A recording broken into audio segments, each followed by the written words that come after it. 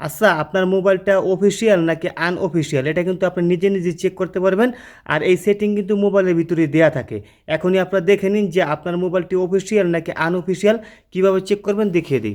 আপনার মোবাইলটি অফিসিয়াল নাকি আনঅফিসিয়াল এজন্য আপনারা সবসময় চারটি জিনিস দেখবেন। সেই চারটি জিনিস কি চলুন আমি আপনাদেরকে দেখিয়ে দিই। প্রথমে আপনারা কী করবেন, আপনাদের মোবাইলে থাকা সেটিংয়ে চলে যাবেন। সেটিংয়ে যাওয়ার পরে এরকম সুইপ করে নিচে আসবেন, একেবারে নিচে আসবেন।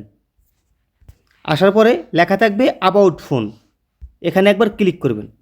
ক্লিক করার পরে প্রথমে যেটা দেখবেন সেটা হচ্ছে কি সিরিয়াল নাম্বার।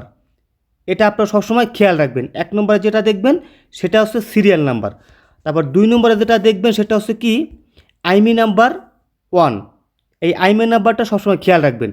3 নম্বরে যেটা দেখবেন সেটা হচ্ছে আইমি নাম্বার 2, দেখুন এখানে কিন্তু আইমি নাম্বার 2 লেখা আছে, এটাও আপনারা দেখবেন।